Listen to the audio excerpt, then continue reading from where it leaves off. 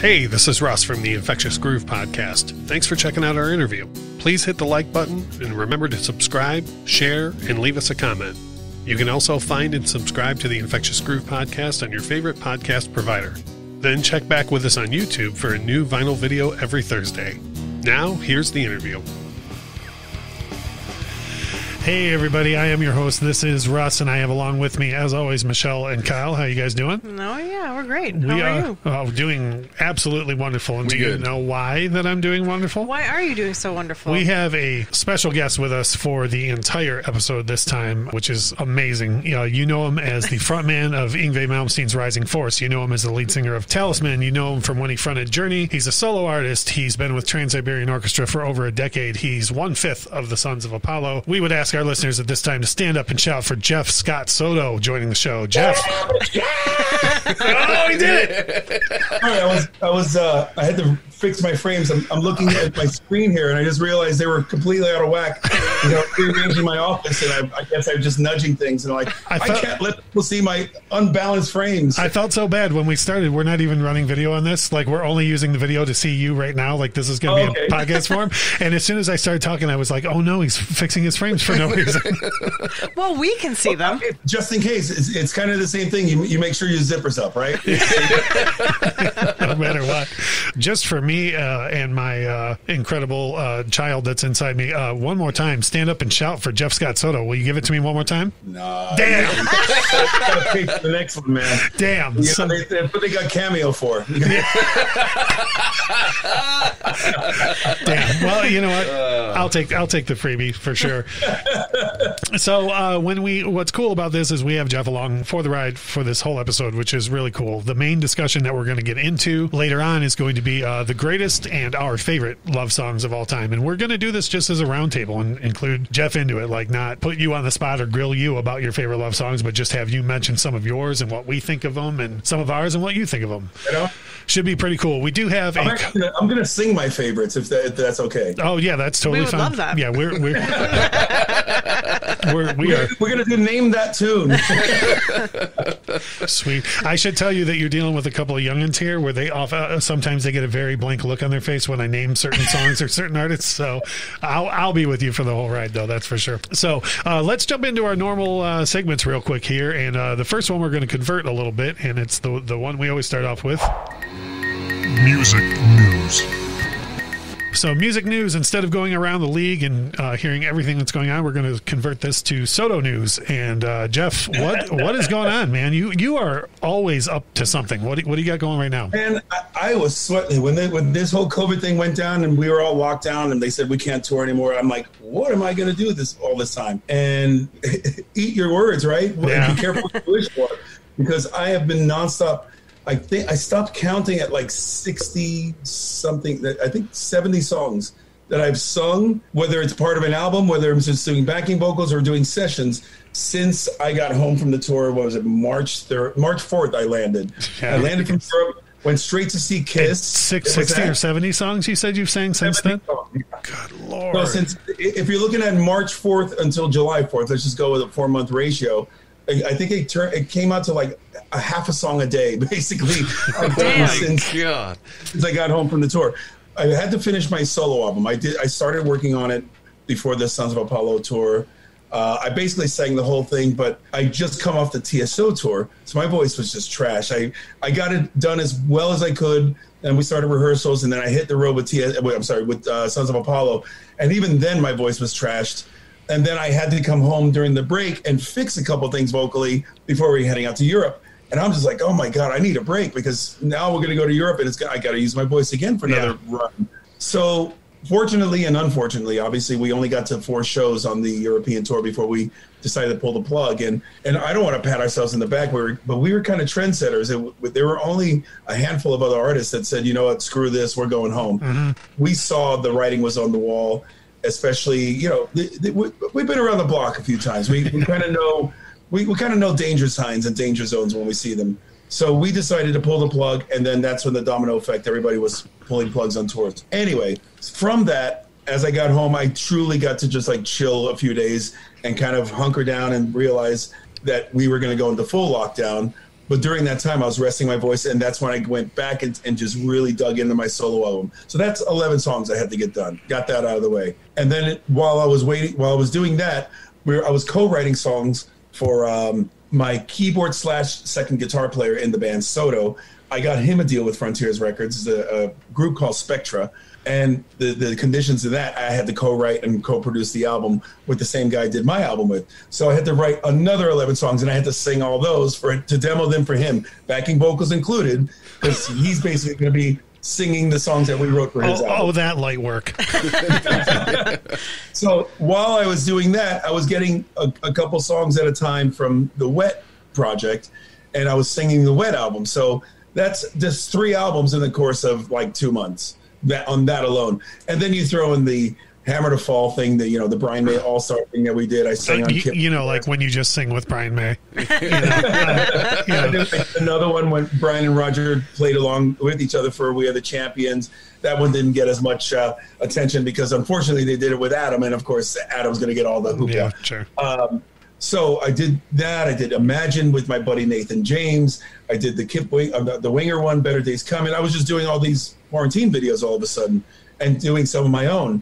And then Joel Hoekstra calls me, hey, man, can we do what we did on the first record? I got Russell Allen doing the whole record. If you could just do backing vocals, it'd be great, instead of me doing backing vocals and lead vocals. So I sang another 12 songs for Joel Hoekstra.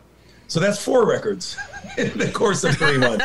I don't want to brag, but we did some podcast episodes in the time that you were doing that. Now, you said you did 30 a day. Now we're neck and neck. We got 30 out in 6 months, I think. Yeah, truly has been nonstop. I've been doing a few interviews along the way, and for the most part, I'm a workaholic. I'm known to be a workaholic. That's everybody. My family knows it. Everybody out in the world knows it. Yeah.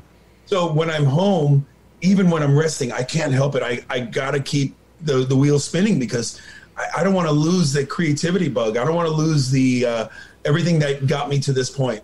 Because once I lose that, I start getting lazy. I start, hey, we're going to do a new Sons of Apollo record. Yeah, okay, call me when the music's done. Right. I don't want to do that. I always want to be on top of my shit. I want to be moving along with at my own pace, my own speed. And when things start slowing down, I'm already on to the next. Yeah, absolutely. Speaking of Sons of Apollo, am I wrong, or did you guys put out not 1 but 2 Beatles covers recently? Yes, we did. Well, we got this little side thing. We call it Voices of Apollo. Bumblefoot and Mike and I are constantly harmonizing on tour. We're backstage or if we're goofing on the bus, whatever. We always find songs to harmonize with. And Nowhere Man was always the one that sounded the best. When nobody had to guess what notes they were going to sing, everybody just kind of knew their parts and knew their range. And so we decided just to do that as just on a whim. And from that, I got one of these. I was talking about Cameo earlier. Somebody booked me for a cameo and said, if you guys were going to do another one, what would it be? I said, man, I would love to tackle the song Because. Hell yeah. And since I saw the Beatles Love show, the Cirque du Soleil Love show in Vegas, I love the way that this show opens up with the a cappella version of that song. Yep. It made me fall in love with that song all over again. I already loved it as it was. But to me, when I heard that, I realized that the instruments were an actual distraction to what a beautiful, haunting, magical song that is. Absolutely. So I kind of, on that cameo, I kind of threw the challenge out to the guys, like, hey, guys, I want to do Because. Are you up for it? And they accepted the challenge, and that's why we did that one as well. Hell yeah. I have Beatles Love on vinyl, and every time I play that and start with Because, people say the same thing you said. I don't think I know this. Like, it's so beautiful. And I'm like, you should hear this version. So when I saw the Sons of Apollo version, I was like, please be like Beatles Love, and it absolutely is. So... Awesome. Yeah. And then now this episode is going to come out on Monday. Our listeners will be hearing this on Monday. You are involved in a really cool benefit for David Z, which the listeners will be able to watch the day after this episode comes out. So do you want to talk a little bit about that? This is what's becoming an annual event. This is the 3rd annual David Z fundraiser. There is a David Z Foundation run by his family and especially his brother Paulie. They were in a band called ZO2 together. The family started this foundation, is very music-based because, as we all know, music programs around the entire country are being cut from schools. There's no funding, et cetera, et cetera. And we all realize how important music is in every factor, whether it's music that you need or hear in movie soundtracks or television, to the songs we listen to on the radio, to everything. Every facet of life needs music.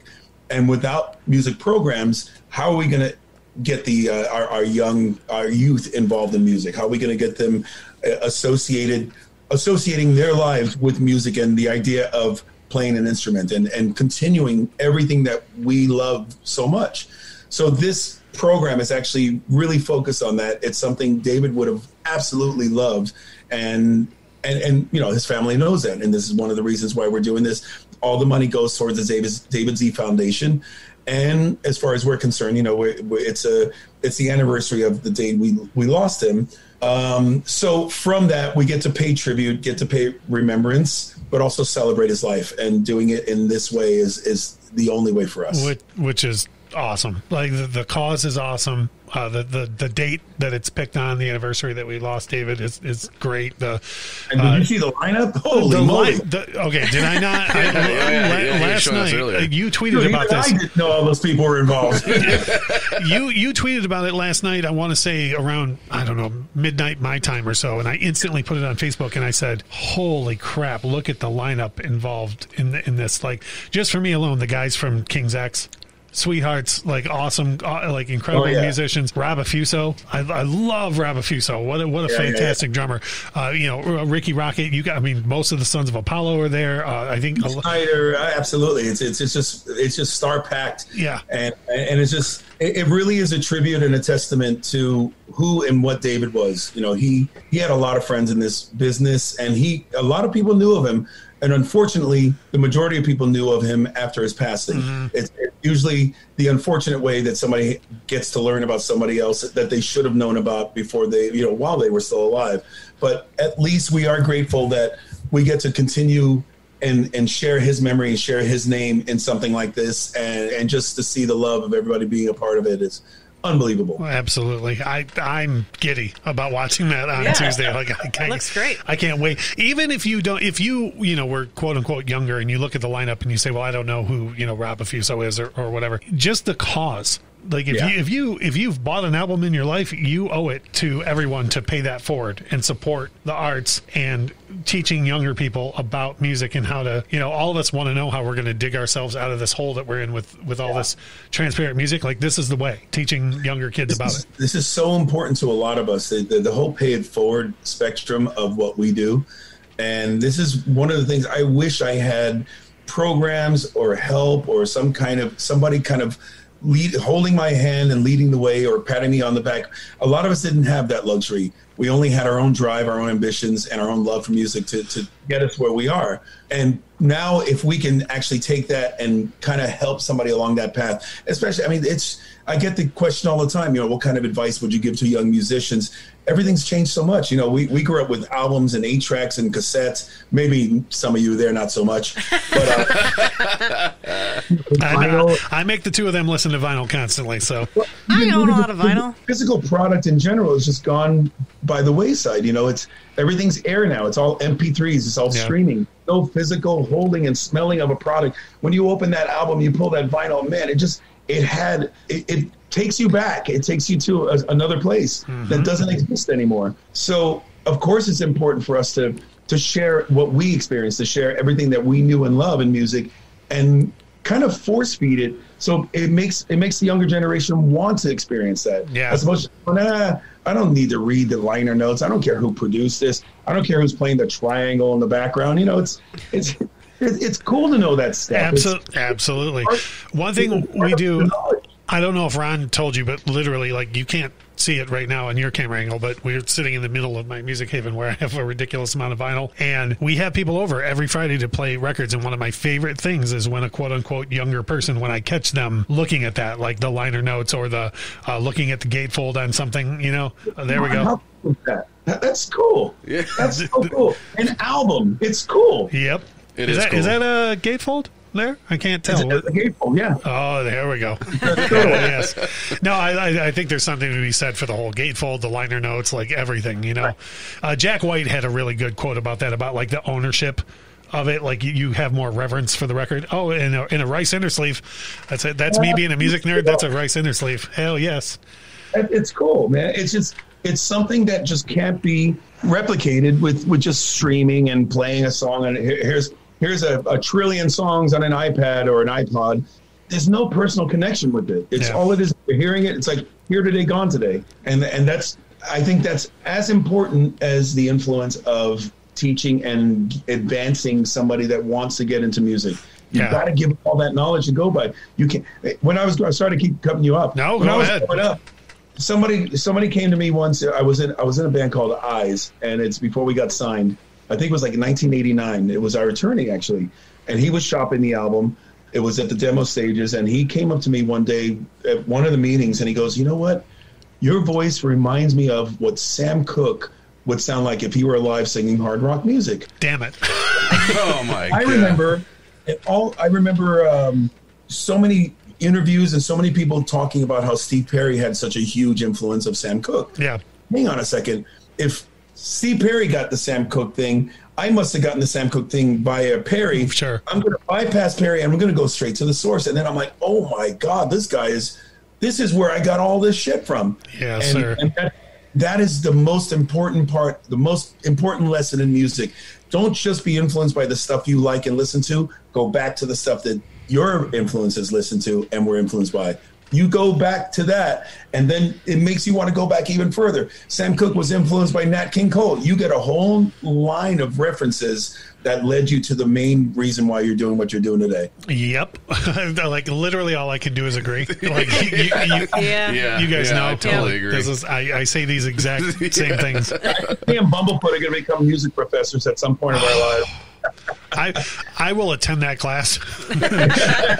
Well, I'm doing one of these master classes. The Rock and Roll Fantasy Camp. That since we're talking about JSS News, on Saturday there's Rock and Roll Fantasy Camp. On a note for anybody that doesn't know about it, it's a thing where you can sign up and basically be part of a band that your counselor, your teacher, so to speak, is a rock star. And then that person works your band. You get a lineup of different musicians. They kind of wrangle them and put them in different groups. I've done it a few times where I've come in and I've got 2 guitar players, a drummer, bass player, keyboard player, and a few singers. And then they give you a list of songs. You guys got to learn these songs, and you have 4 days to get them down, get them as good as possible. And on the last 2 days, we're going to perform them live. You have a Rock and Roll Fantasy Camp concert. And then they always have the special guests. It's either Paul Stanley or Rob Halford, Sebastian Bach. They come down to the camp. You jam with them at the camp, and then they come and jam with you at the main event, the last 2 days. We can't do that right now. Yeah. So the Rock and Roll Fantasy Camp people came up with something called Masterclass, where we're doing an individual online seminar. I'm going to be doing my own on Saturday. There's still a few openings open. Actually, no, this is going to be, it's already been half. Yeah. Well, the next one. The next one after. Man, I did this on Saturday. It was great. You guys should have been there. My God. They were just breaking down my screen. So that's another thing that I'm doing that on Saturday. It's the Rock and Roll Fantasy Camp sponsoring Masterclass. Right on.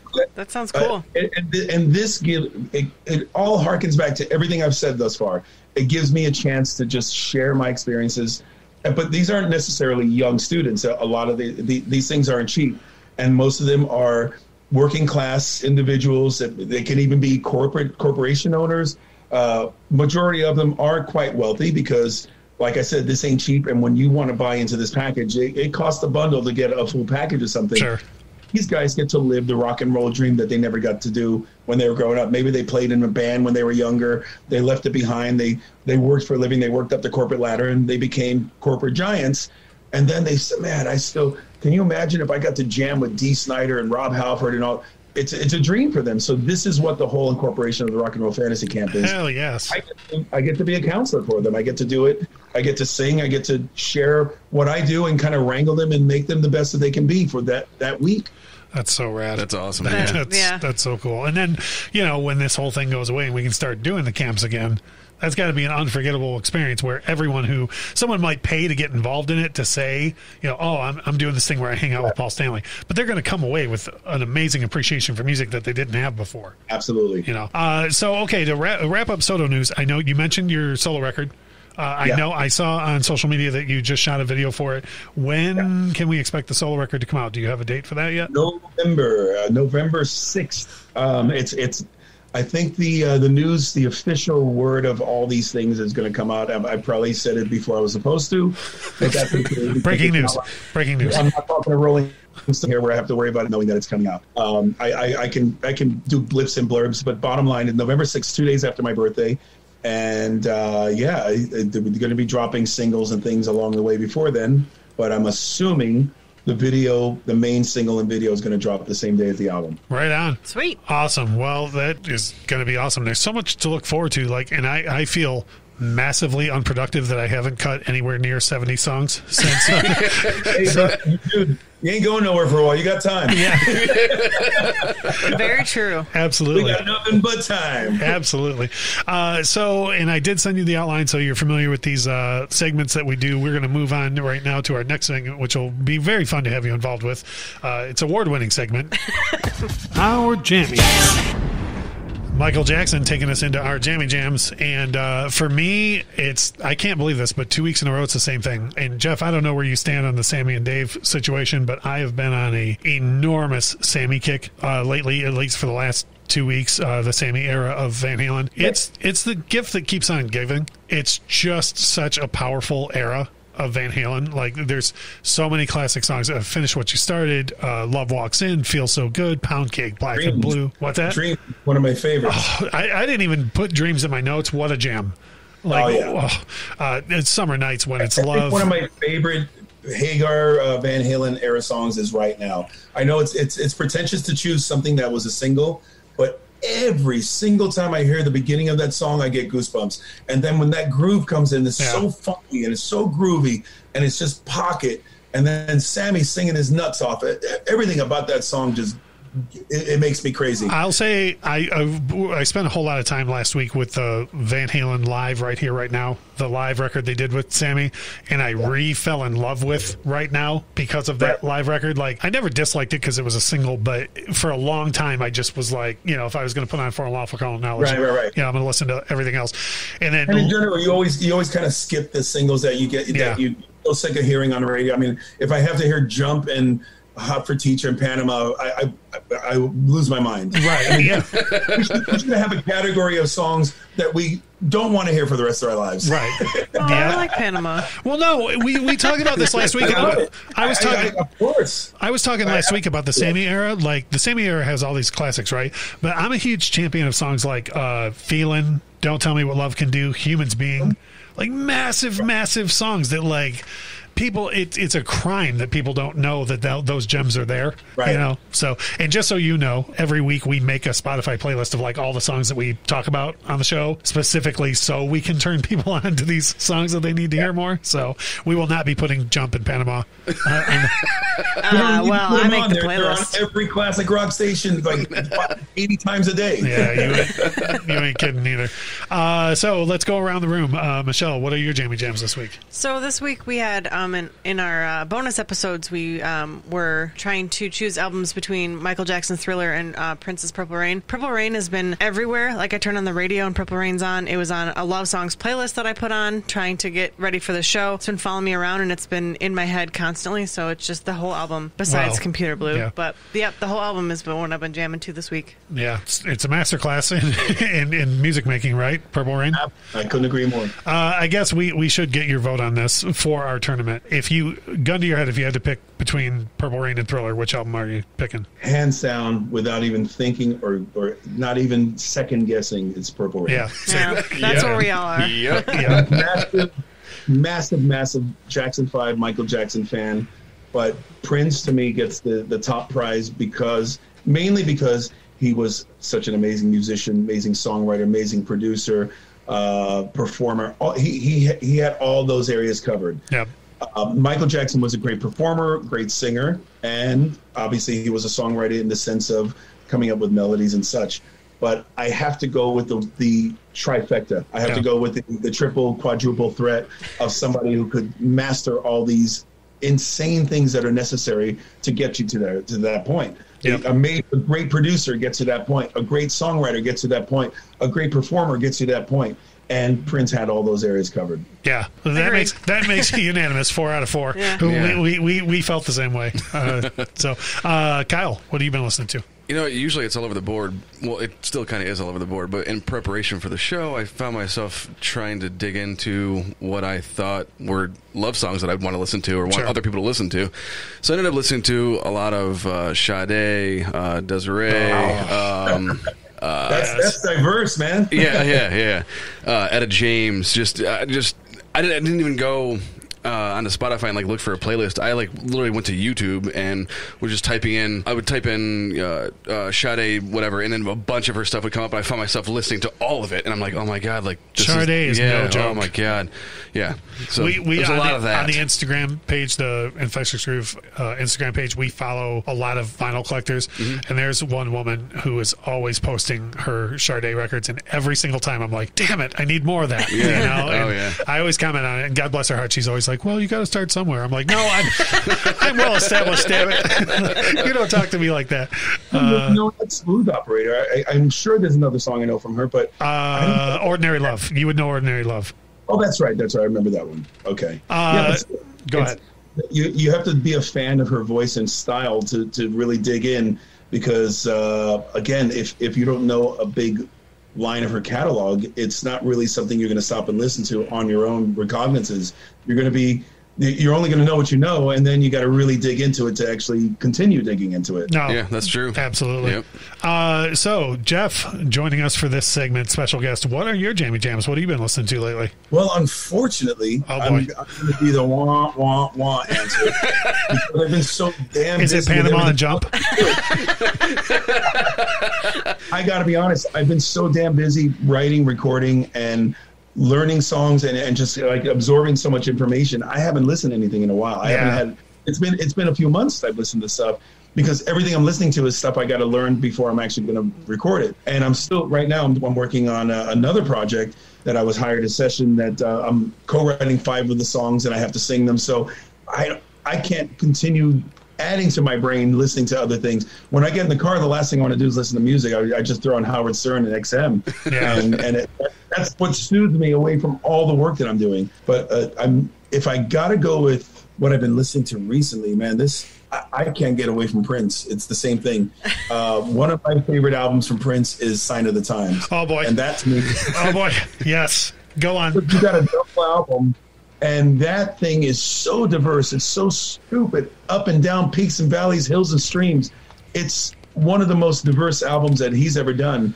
And I love and know every single note to every song on that album. I literally just got done praising this record, yeah. As much as I love Purple Rain, he matured so much for that record. And you just saw, God, the diversity from the song Sign of the Times to If I Was Your Girlfriend. It's just adore this. Starfish and Coffee. I Could Never Take the Place of Your Man. I mean, yeah. Oh, look at you. You know your stuff, dude. Did you know that there is a special edition of that record coming in September? That's 8 CDs long.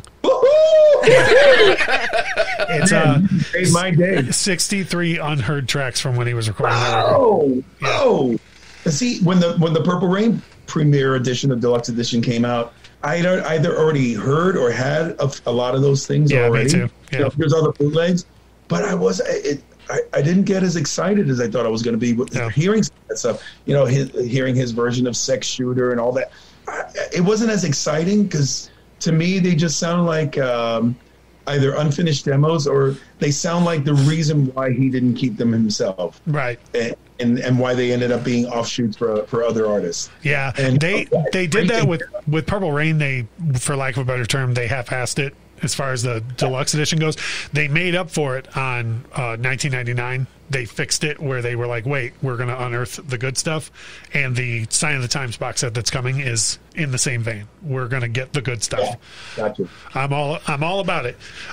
So thanks for the news, man. I'm going to be keeping my eye out on that one. Hell yes. It's been a whole lot of fun so far. We usually go, I don't know, between the two halves about an hour. Have we annoyed the hell out of you, or are you ready to stick with us for the second half of the show, Jeff? We haven't done an hour yet?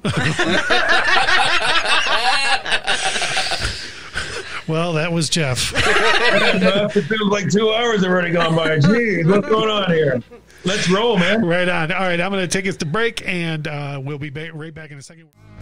We're back. If you are just joining us on the second half of the Infectious Groove podcast, you are in for a treat. We have Jeff Scott Soto with us, who talked a whole lot of Soto news in the first half and things that he's been up to. And if you guessed that he's recorded 50 or less songs prior to the or since the lockdown, you would be severely wrong. He's recorded even more than that. And we have the privilege of Jeff spending time with us talking about what he's up to and music that we're listening to, which is pretty sweet. It's time for the Infectious Groove Podcast. Main topic of discussion. So we set this up as our main topic being for this episode, we're going to talk about our favorite and greatest love songs of all time. I feel like some of these are just going to be shooting fish in a barrel. Like we're going to say a certain song and everybody's going to go, oh yeah. Yeah, for sure. You know. But there's also, but there's a lot that are unorthodox, you know, that are like songs that one person might look at that and go, I don't see it. Like one that comes to my mind is like He Stopped Loving Her Today by George Jones. Most people might look at that and go, that's not a love song. Oh, it is. You know, that absolutely is a love song, you know. So it all depends on how you look at it, I guess. So let's start over here. We'll put you on the spot to start with, Jeff. If you had to name, I don't know, maybe not your favorite love song of all time, but what when you think love song, what's one of the songs that pops into your mind first? Again, without thinking, we've already tapped onto Prince. We tapped onto the Sign of the Times album. There's a song that ends that album called Adore. Oh. I absolutely adore that song. It number one, it gets me in the mood every time I hear it. I don't want to play it while I'm talking to you though. That'll be completely wrong. But I hear that song. It's just oozing and dripping with sex and love and romance, and I hear that song and it's just perfection. I got a live version of Prince doing it that I think it could be actually better than the studio version. There's a lot of Prince cuts that are like that. I think I'm always saying to you guys, like if you say, oh, this Prince song, I'm always like, wait, you have to hear this live version. For sure. Time. Yeah. I didn't have Adore on my list. That's a fantastic pick. I put one, again, I think some people might think of this as unorthodox if you really listen to the lyrics, but Nothing Compares to You. Oh, man. Yeah. I mean, 7,013 there we go. Yep. There we go. I mean, just the whole, and of course, I mean, it's about a breakup, but the lyrics are very much like, I can't live without you. And if that ain't love, then, you know, I don't know what is. Kyle, you. But now let's extend on that. Which version? Oh, with Beyond the Shadow of a Doubt, the one that shows up on the Prince Hits package that's him and Rosie Gaines. Rosie Gaines. There you go. Good answer. Nate O'Connor, I was going to jump through my video screen and strangle you. No. Now, I will say, though, I had the privilege of seeing Prince live 4 times while he was with us. And the last time I saw him was 1 year before he passed here in Detroit. And I have a soundboard recording of that show, and he did Nothing Compares to You. And that version is special to me because at the end of it, while the keyboard refrain is going out, he says, Detroit, you guys have a beautiful city and beautiful people. Please take care of it so I can come see you again. And that's, you know, because he's not able to come back. But the version with Rosie Gaines is the version of Nothing Compares to You. Thank you very much. Yeah. Even they did a re-release, you know, where they put a video tied to it. I think it was a year and a half ago. And I wasn't crazy about that version compared to the Rosie Gaines live version. Yeah. And when you go back to what I just said, it's live. What he's doing with Rosie's live. You can hear the crowd and the callback alone. I went to the doctor and guess what he told me? Guess what did he tell you? Yeah. Perfect. And I do these acoustic shows with Jason Bieler. Obviously, we haven't done in a while. Jason Bieler from Saigon Kick, and majority of the set is Saigon Kick material. And we do a couple covers that mean something to us. And Nothing Compares to You is one of the songs that we duet on.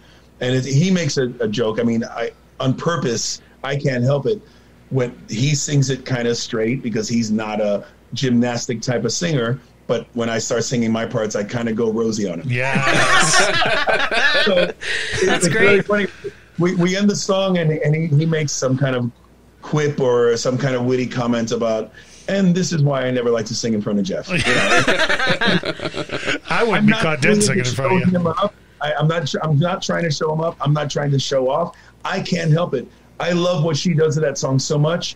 I go there. I'm not even thinking. I probably should just like keep it simple and just kind of. No, I start going Rosie on that song. When we do it live. The way she interprets those lyrics, because before I heard that version, I never even thought of it as a duet. I thought of it as one person sitting back and reflecting, saying, oh, I really wish I hadn't screwed up, which is basically what the theme of the song is. And then when you hear her sing it with him, it's the two of them broken up, thinking about how things went wrong. Right. Oh, it's crazy. There's actually there's a song that he did on the Diamonds and Pearls album called Push. Oh, yeah. Go on. The funny thing is, they're singing harmony, or they're singing unison the entire song, but he's singing the high part and singing the low part. But the guy's singing the high part and the woman's singing the low part. It shouldn't be. It normally would be, hey, you're the girl, sing the high part. Sure. I'm the guy. But he's doing everything and she's in she's singing the lower octave from him. It works so great because of the yin and yang that comes out of what those two do for each other. Yeah, I think Rosie Gaines is one of the most underrated. You always hear about Wendy, you always hear about Lisa, right. You always hear about, and deservedly so, but Rosie Gaines is a really underrated part of the Prince history. Hey, let's let the other guys talk. I know, I feel so bad. I'm like, but Jeff and I are going to talk about Prince for the next 2 hours. We're going to have our own little segment. Yeah, I did bring up Prince first, so I feel like this is my fault. This is kind of your fault.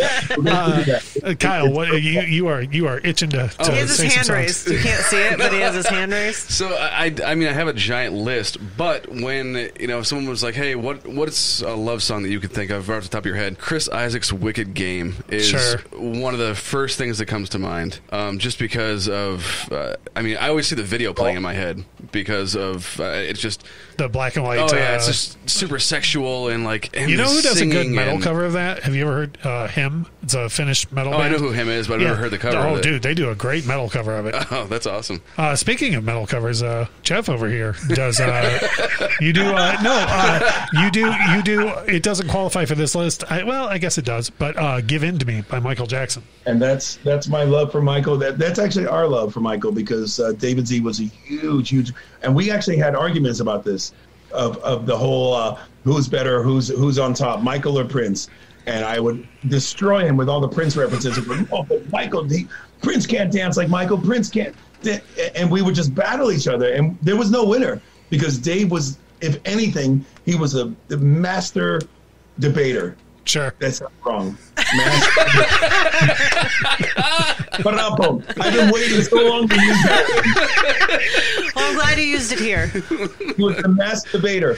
But yeah, no, he was great with that kind of stuff, and there was never any winning with him. Yeah. There was more frustration. Anybody's in a band with David Z, they know that it's more frustrating. You basically lose the fight by default of frustration alone. That's. Have you ever heard of that, Michelle? I have. But specific to the Michael Jackson Prince thing, I literally, and I mentioned this on another episode, I have a Michael Jackson tattoo on the left side of my left leg, and a Prince tattoo on the right side of my left leg. So they're like, okay, you're a freak. Yeah, I gotta go. Yeah, but like, if we're gonna get in that discussion, I will make both arguments. You know what I mean? Like, I'm the guy that's like, oh crap, I'm gonna argue both. What else do you got, Kyle? Oh man, so there is a part in Romeo and Juliet, the one with Leonardo DiCaprio in it. Sure. When he's looking through the fish tank, and that's when the first time he sees her and like lays eyes on her. A song by Desiree called "I'm Kissing You" plays. Okay. And goddamn, is it the perfect song for that scene? And it gets me every time. Does it stand on its own? Like, oh yeah. But I don't know who made that decision to put that in that movie, because it doesn't go along with the movie at all. But that particular scene. What was that? No, I was saying, oh geez. Oh, okay. it fits in perfectly into that into that movie. Love that. I love that. One I had real quick, and I don't think this is going to veer us off too quick, but where it fits in the movie, and you might not think of it as an immediate love song, is "I Have Nothing" by Whitney Houston. I have that on my list. Yep. Yeah. Everyone talks about "I Will Always Love You," and you should, but "I Have Nothing." Yeah. That's a damn jam. Damn it. Michelle, what do you got for us? So when we originally talked about it, like the first song that comes into my brain when we talk about love songs is Alas by Etta James. And I know that it's, it's cliche to say like everyone plays, that's a wedding song. It's my parents' song, but it's the first song that came into my head when we talked about love songs. It's not cliche when it's right. Yeah. I love that song. Like, I mean, have you ever cut that, Jeff? At Last? That's one I never tapped into that territory. No, I can't say. I've sung it before, just like goofing or maybe at a karaoke, whatever. Sure. I've never done a cover of it. That's one. Yeah, it's an interesting choice, though. I maybe we could look into something like that. Oh boy, that'd be sweet. Yeah, that'd be awesome. The next one on my list is one I know for sure that you've sang is "Faithfully" by Journey. It's one of those songs that if you shook me awake in the middle of the night and you said, "What's a love song?" I would be like, "Faithfully," and especially with my love of music and what the song's about, And if we're gonna go into like best love songs and some of the greatest ballads in the world, I mean, I have to give it to that band. I have to give it hands down to Steve Perry when it comes to delivery, when it comes to emotion, and that band for some of the greatest ballady love songs out there. I mean, of course you can say I would absolutely have to throw in "I Want to Know What Love Is" from Foreigner. That fits in that same category. Again, cliche, obvious. And if you want to go deeper and digging into stuff that people go, huh? They look at you like you have three heads when you say certain songs. But Journey is one of those bands I could give you 12 right off the top of my head, just monsters, like they just nail you down to the ground every time you hear them. Yeah, absolutely. Kyle, what else you got? Oh, Never Tear Us Apart by NXS. Oh yeah. To quote the movie High Fidelity, that's so good it should have been mine. I can't believe that's not on my list. We're doing this segment completely wrong. We should be next to somebody we can hug while we're talking about this. We're not doing this right. Like every time, you reach out.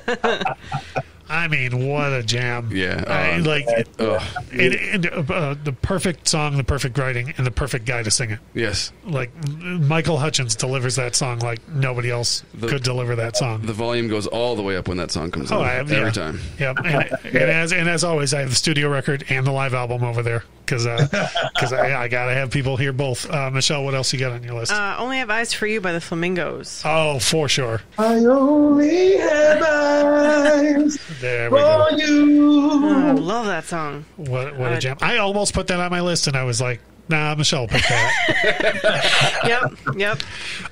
For me, I have two oldies. Elvis Presley's rendition of Always on My Mind. I love his rendition. I know Willie's known for it. Yeah. But when I'm a big music historian, and when you take into consideration when Elvis cut that with him and Priscilla's history, for him to be singing it the way that he did, is great. Another one, and I think this is a little unorthodox. If you talk about Beach Boys and Pet Sounds, most people are going to say God Only Knows. For me, You Still Believe in Me from Pet Sounds. I mean, what a monster love song. Yeah, but I'm telling you, God Only Knows that gets me every time. You kidding me? Yeah. The version that they did in the that movie Love Actually too. Oh yeah. I just For any metalheads out there, or like Black Sabbath or thrash metal people listening to this, you're going to be sorely disappointed. I didn't think Jeff Scott Soto was such a pussy. No, in all seriousness, if nothing else, I hope they maybe say it's okay to dip their toe in that water. Like everything. Everything doesn't have to be that. But that's the thing. The era we grew up in, it was kind of wrong to like other genres or to like those kind of things. I mean, if you were a rocker and you wanted to present that to your band, even Journey had a lot of those problems. You hear a lot of these documentaries. There were a lot of fights when somebody sticks. They had too many ballads. The band, that sounds like you're going to Mary Poppins land. There's a lot of infighting because they want to go into ballads and things that go into other territories. Yeah. I think it's great to have the different styles, the different genres, and to tap into things that you can do well. And I one of the biggest pet peeves I had growing up was if you were into Metallica and AC/DC, you couldn't say you were into Duran Duran and Prince and Michael Jackson. If you were into you're preaching my language. And Culture Club and all that kind of stuff, you couldn't say you listened to Van Halen and Bon Jovi. There was a separation. There was a division It's kind of like the Democrats and Republicans now. There's such a division, and that's how it was with music. You could not cross over. To me, the greatest invention of all time, even though I was talking about how streaming and MP3s kind of destroyed the album and the physical product, the best thing in the world that could happen to music was the fact that you can have a little device that you can hold 1,000 songs. Because back in the day when we used to go on tour and you had a CD magazine, you had to choose your favorite 12 albums that you know you're not going to get sick of on a tour. You're going to be gone for a month and you have 12 albums. That's all you can listen to. Well, I want to bring ABBA and I want to bring Slayer. Yeah. Can you imagine somebody opening your CD magazine and seeing Neil Diamond, and then they turn the next page and it's Testament? It's not going to work. Right. So you kind of felt like you had to fit into whatever category or genre of people you were hanging out with. Nowadays, you try to open up my phone and see what I'm listening to. You could have Burt Bacharach in there if you want to, and you can have Lamb of God in there at the same time. Yeah. These guys know we go together places all the time, and I always have to have my phone paired to the thing because I'll be like, I need to hear this song right now, and that's a great convenience to have whatever you want on tap. And I got to throw in before we end this segment. I got to throw a last minute. We got a ways to go. If you're up for it, we got a ways to go. One of my, because I did say adore, and it's not fair. One of this song I absolutely love since a child, and I love it still today. Leo Sayer. When I need, I just close my eyes and I love this song. That is a damn jam. Yeah. Jam.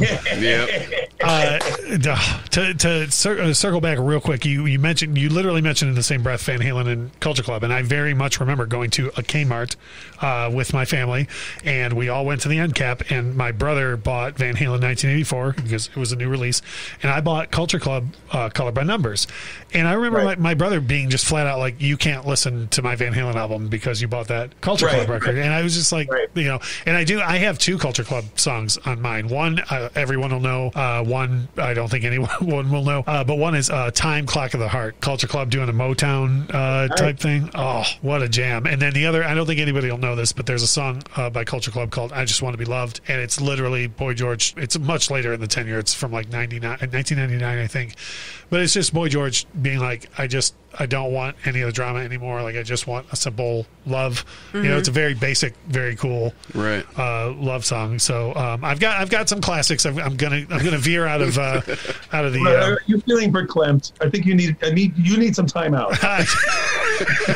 When it comes, there's actually two songs on that record. I Just Want to Be Loved, and then there's a much more in-depth emotional song called Strange Voodoo by Culture Club. That one, you put that on, and I absolutely will need a moment.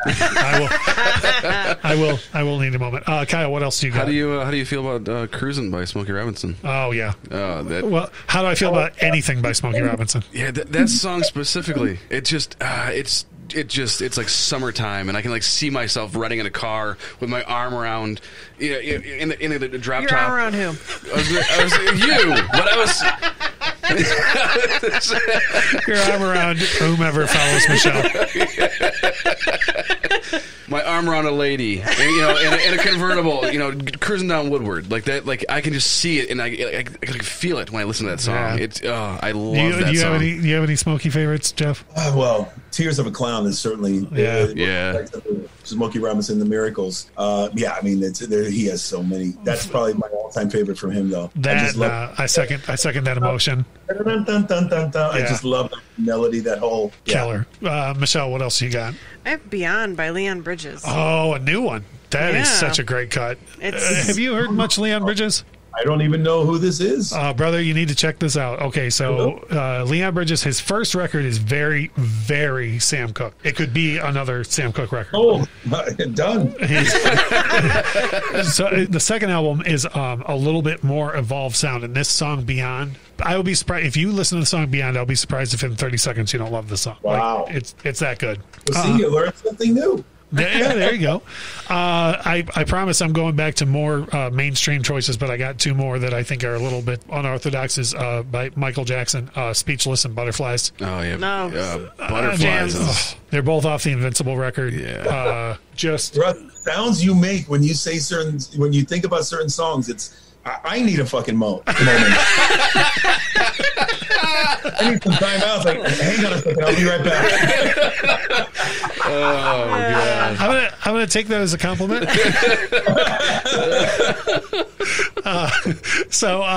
Let's see. I'll start going through the old standards here in a minute. What else you got, Kyle? I did put "Moments in Love" by Art of Noise on my. That's unorthodox as hell.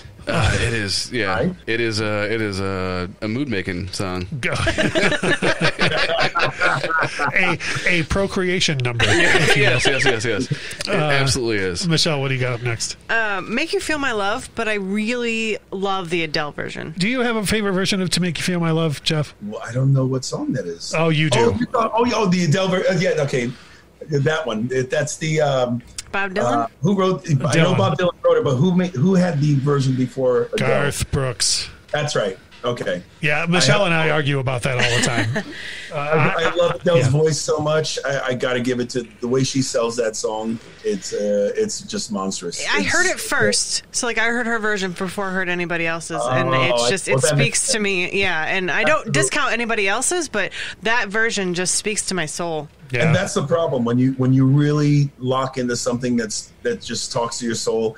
It's kind of hard for somebody else to come in and say, "Hey, what about me?" Yeah, agreed. There have been songs that I've covered. I'm like, why am I doing this? I can't even come close to the original. All right, let's maybe go around one more time. Cool, because we're I don't want to go around here. Jeff has been extremely generous with his time. So, geez, I don't even know what to pick for my last ones. Alone by Heart, I think, is just and that might be one, Jeff, like you said, like anybody who sits down that's going to sing alone, like you're never going to do as well as Ann did on that. Like, just stop right now. Yeah, like you're never gonna. And then the only I'm gonna leave my choices on a really obscure Elvis choice that I hope more people listen to. Elvis has a beautiful song called Just Pretend that he was doing live around like 70, 71, and it's a gorgeous love song that no one knows, and so hopefully us talking about it and me putting it on the playlist will help. It's almost a gospel love song. It's hard to describe. Kyle, what do you got? I think this is not my last choice, but we have to mention Unchained Melody. Oh yeah, absolutely.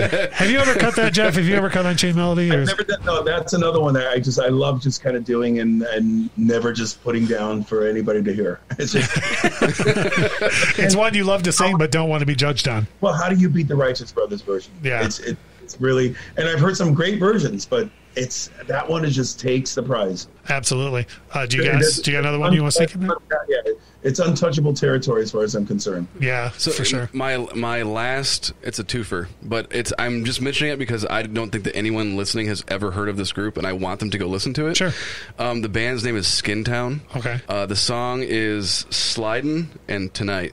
Two different songs, but it's off the only record that they have. Okay. And they have two records. It's off their first record. But you just need to go listen to it because it'll put you in the mood. Right. I'll leave it at that. It'll put you in the mood. Yes. Michelle, do you got one or two more to knock out here? I can just do it with one. Oh, whoa! Here we go. One song. It's also a cliche one, but I couldn't not mention it. But Can't Help Falling in Love. Elvis, Aaron Presley. Yeah, that song just. I came on the radio the other day, actually, and I was just like, oh, my God, I need to write this on my list, and I love this song so much, and I just got so excited. So his vocal on that is, you know, when you hear it, you're like, oh, well, that's why everyone likes Elvis. Oh, yeah. It was amazing. It is amazing. The last one that I had on my list, and I'm pretty sure you've cut this, Jeff, is Drive by the Cars. I did a quarantine version of it recently, actually. It's one of 70. But again, people might not look at that and go, oh, that's a love song, but it really is when you listen to the lyrics. I love this song. Love it, love it, love it. Right on. I don't even know what to say. First things first, Jeff, I got to tell you, it has been everything I could do not to pull a Chris Farley on this entire interview. Just be like, do you remember when you... that was awesome. You know? He's been trying really hard not to do that. Yeah. Like... He's been talking himself down all day, so I can attest to that. I kind of wish you had, just because now we really know each other. I mean, we're talking about love songs now. We're a lot closer than we were an hour ago, my friend. Now it would have really meant something if you went Chris Farley on me. You're right on. Well, I can't tell you enough how much we appreciate your time, man. I know you're so crazy busy during this quarantine. Like people might sit around and go, well, what are they doing if they're not touring? Well, this is what they're doing. Yes, and you've been very cool and amazing to talk to us, and we very much appreciate you taking the time out. It's been a lot of fun. It's been great. That's what I love. These kind of things are more fun than, okay, so tell us about the new album. Where did you record it? What's this song about?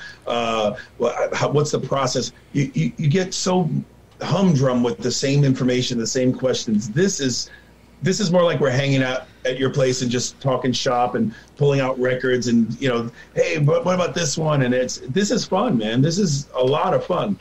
Great. Awesome. That's the goal here. So I'm glad that it feels that way. Yep. So, and I wish I could actually, because obviously we're talking here and we're all the same volume speaking to each other. But since I can only see Russ, it would have been nice to be able to look at each other while we're doing all of this. Yeah, I agree. Yeah. And we won't be able to hear you guys. Next time. Yeah, but if you only got to look at one of us, though. Obviously, it's you. I'm going to be honest with you. You got the best of them. I got to watch you getting all verklempt and Absolutely. Lucky you. I'm gonna take us to the end of this, Jeff. We'll chat with you in just 1 second. Hold on 1 second. And I'll take us out. Thank you so much for listening. Without music, life would be a mistake. Bye. Bye. Bye. Thanks for listening. Remember to hit the like button, share this interview, and subscribe to the channel for a new vinyl video every Thursday. Also, make sure to find the Infectious Groove podcast on your favorite podcast provider and subscribe to the show.